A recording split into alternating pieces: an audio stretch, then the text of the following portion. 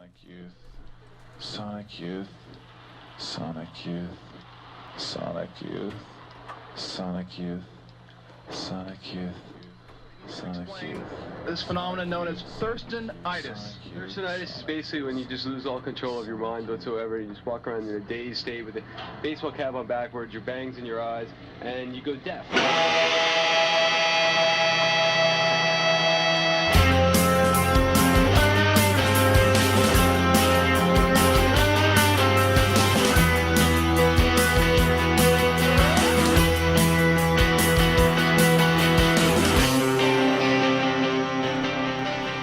Sonic Youth was one of the most prolific indie rock bands of the 1980s and 1990s. They were eclectic and well-studied, dissonant and rebellious, absorbing the DIY punk attitude, high art, low art, visual art, street consciousness, capitalist media saturation, and the New York City urban clanks around them into unconventionally structured music, challenging what they perceived as the constant rebranding of youth culture and rock and roll today. Oh, I think it's a problem because rock and roll is getting older and older.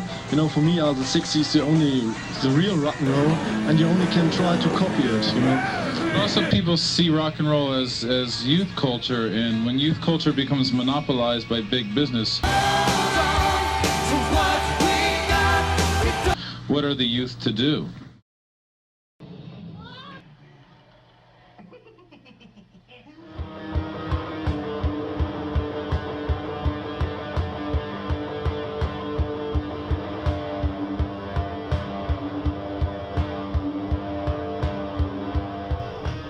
This independent band, uncontrolled by a major record label, let their instincts run free, both on stage and in the ways they carried themselves, somewhere between adolescence and adulthood, where they revealed a capitalist disguise by showing who they were underneath. Yeah, this tour, I mean, the way I see it is, this tour, to me, is like a dare, you know? Because I know there's kids out there, and they have the same feelings. To me, it's like us and Nirvana and all the other bands that we're gonna be playing with. To us, it's like a dare to our parents. It's a dare to the Bush administration. It's a dare to the KGB who have overthrown Gorbachev this morning as we speak. God knows what it's gonna be like in the future. And the future to us is a dare. So to us, I mean, fuck them. Fuck 'em all!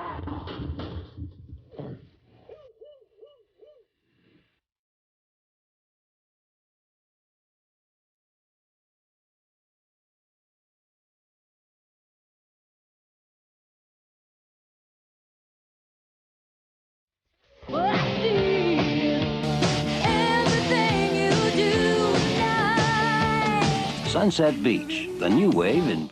You're not just a duck. You're human! Sonic Youth distanced itself from the marketing schemes of major record labels pushing new wave, a cultural rebranding of punk's fast-paced, raw energy by American media outlets.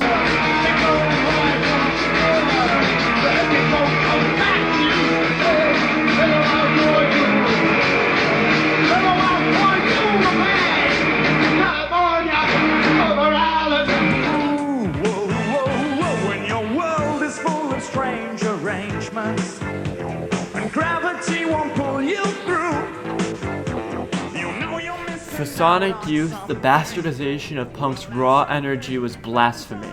In contrast with the new wave artists of the early 80s like ABC, Sonic Youth's music emphasized the pure expression of no wave, which adhered to punk's original roots as a DIY experience. Sonic Youth stood out over their contemporaries by channeling all of their eclectic influence sonically as an artistic experience, emphasizing process over technique. Kim Gordon described this pure expression inherited by bands such as Young Marble Giants,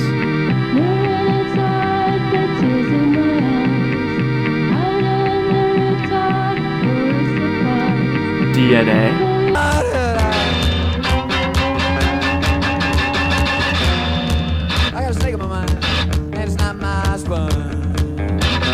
Mars.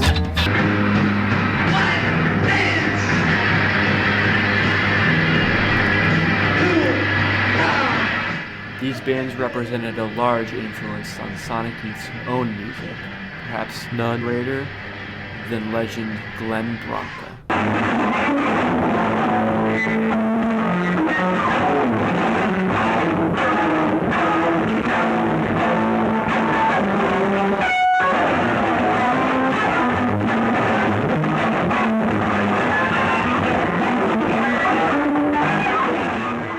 Glenn Branca's symphonic, drawn-out guitar experiments provided the most direct influence on Sonic Youth's style.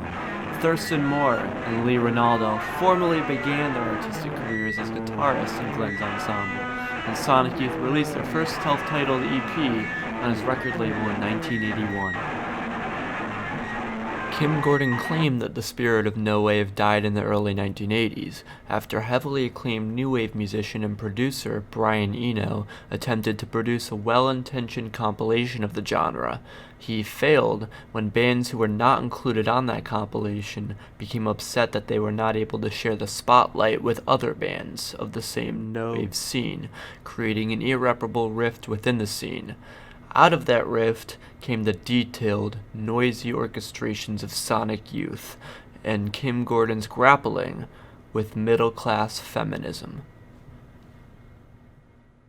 When Sonic Youth started out, I really made an effort to punk myself out, to lose any and all associations with my middle-class West LA appearance and femininity.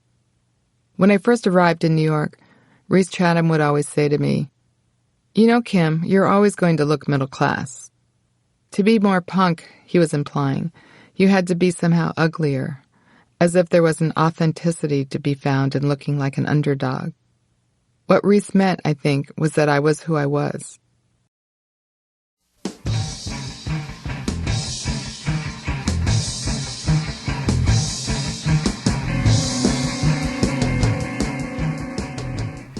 Kim Gordon's grappling with her own femininity always seemed to inlay the dissonant tensions of a Sonic Youth album. Following their debut EP, they released their debut album, Confusion is Sex, in 1982 and Bad Moon Rising in 1985.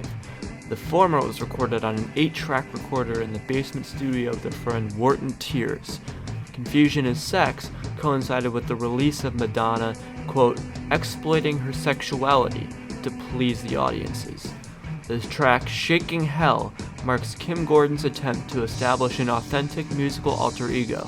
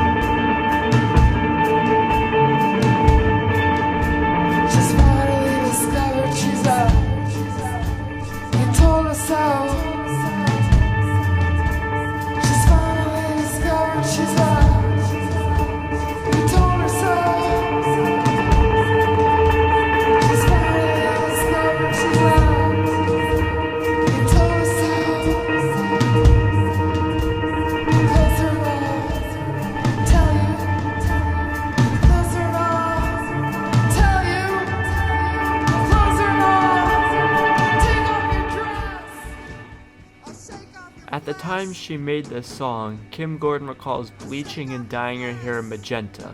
The song begins like a dance record made by a creaking door and develops into a creepy, bass-heavy staccato section. Kim Gordon's lyrics suggest that Madonna's success made her question her own femininity and appearance. In the song, she's trapped in a patriarchal society, forced to undress and dance as the song fades into her whispers, "Shake your flesh off," as though she was vanishing alongside her veneer.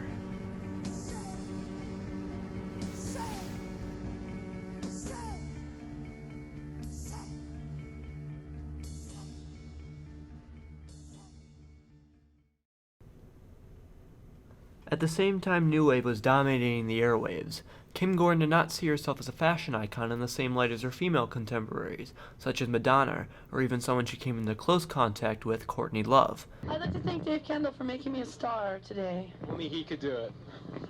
Giving me my big break. She was just playing herself, someone who wore whatever clothes she could afford, not even able to dress to the standards of a fashion icon.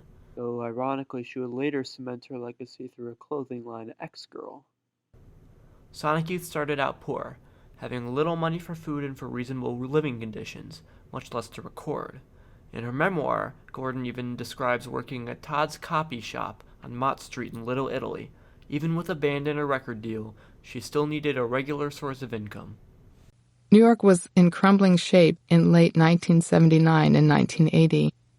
During the day, Wall Street bustled with secretaries and other business types. But at night it turned into a post-apocalyptic hell with rats, wrappers, and cans interspersed every few feet with piles of stinking trash, thanks to what felt like a continuous garbage strike. Wherever I walked, I kept a good distance from the sides of the buildings, fearing rats might come out and attack me. Considering their low income just being themselves as artists in New York in the 80s, Sonic Youth's approach to music utilized cheap, affordable instruments, both amusical and guitar-oriented. Their music utilized unique guitar tunings from song to song, cranked up the amplifier, even put power drills through wah pedals, and used guitar feedback all as compositional tools. They rehearsed diligently, aware of their artistic choices as they made them, yet unbound by the conventions of Western music theory, whether out of naivete or deliberate inventiveness. After their second album, Bad Moon Rising, was released in 1985, Sonic Youth ditched their drummer, Bob Burt, and hired Steve Shelley in his place. His complex, fast, hardcore bass rhythms from his time in the punk band The Crucifix complemented the noisy Bronchian textures coming from Lee Ronaldo and Thurston Moore on guitar, as well as the minimal, reactive bass lines of Kim Gordon. If their early output was raw and perhaps underdeveloped, Evil marked their most cumulative project to date. Fascinated with celebrity in Reagan's telecentric presidency, Sonic Youth proved that they were more than just a noise band. They became the indie heartthrobs that they wanted to subvert.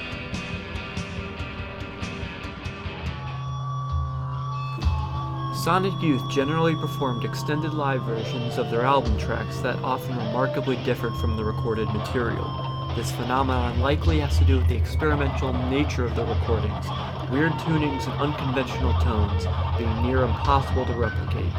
Even with the advent of the recording studio, so integral to Sonic Youth's studio sound as well as rock as a whole, one take was ephemeral, and the performance lost to time.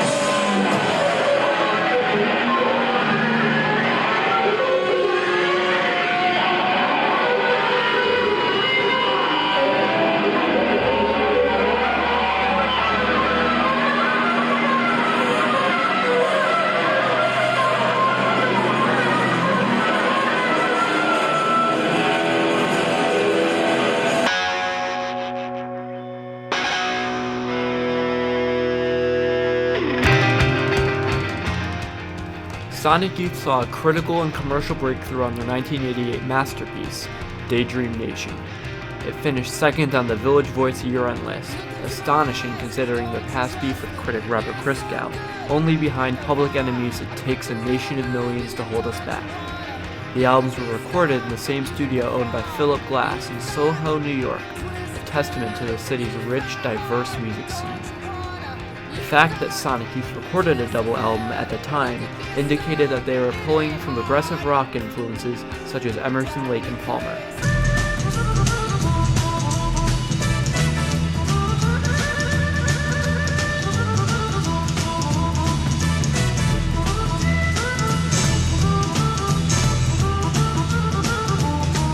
Including a trilogy of songs to close it out. The song Kissability is emblematic of their continued fascination with celebrity, as well as Kim Gordon's feminist outcry regarding the sexism she perceived in the entertainment industry. I wasn't conscious of being a woman, and over the years I can honestly say I almost never think of girliness unless I'm wearing high heels, and then I'm more likely to feel like a transvestite. When I'm at my most focused on stage, I feel a sense of space with edges around it, a glow of self-confident, joyful sexiness. It feels bodiless, too, all weightless grace with no effort required. The need to be a woman out in front never entered my mind at all until we signed with Geffen. This is the problem. What the fuck is a bratwurst? What the fuck is a bockwurst? We can't tell the difference between bratwurst, bockwurst, currywurst, liverwurst, knockwurst, all the worst. We have somebody here today who's a wurst aficionado / specialist. These smaller ones come from Franken, which is the part of Germany around Nuremberg. This one is a typical country style wurst. Hot dog. Yeah, this one is from Thüringen, which is a part of the country in the ex-DDR. Now those are what, bockwurst? This one is a bratwurst as well, yeah, but it's coming from East Germany actually, a typical East German Why one. is it white as opposed to... Yeah, it's more natural pig meat, you know. Pig meat? Yeah. I would say it's white because it's from DDR. They never came to Spain. That's why it's so white. It didn't see any sun before, these pigs, and I don't know what's going on. So the word brat, as in bratwurst, just means grill. Grill, right. Grill wurst. But bock doesn't mean anything. No, nothing. It's just sort of like a... bock actually is a male animal. Before ever picking up an instrument, Kim Gordon learned as a sculptor and painter how to describe art in aesthetic terms, abstracting any object or phenomena that could be visualized into its basic concept and its derivatives to extract as many fine details from its source as possible. Her bandmate and spouse, Thurston Moore, also came from a middle-class background like Kim. Even though he was described by Kim as a skeptic of the art world, this clip demonstrates a studied curiosity about his surroundings, where unlike academics, he did not distance himself from the cultural nuances that he observed around him. The same principles applied to Sonic Youth's music, and Kim Gordon's internalized concept of femininity.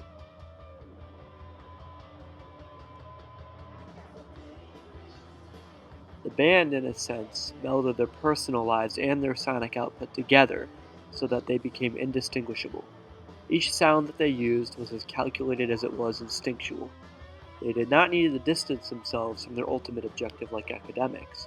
Instead, they absorbed their surroundings, embodying the postmodern as a human sonic experiment, and let out their emotions musically as a reflection of how they process them. Unlike Branca's predilection with what Moore labeled the academic harmonic series, he alternatively viewed Sonic Youth's music as the TV series. This statement hints that they did not distinguish their music from the media culture around them, nor apart from the aesthetic elements of sound itself.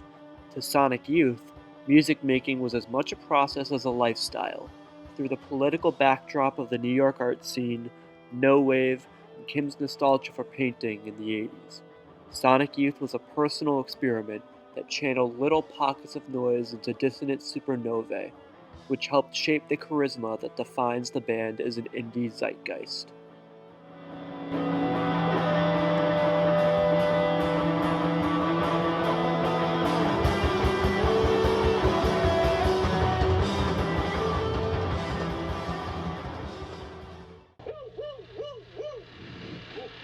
I wonder where Sonic Youth is playing tonight. I wonder what festival they are playing with Nirvana tonight. Yes. I want to see Sonic Youth tonight. Yes. Where is Sonic Youth playing tonight? Yes. Yes.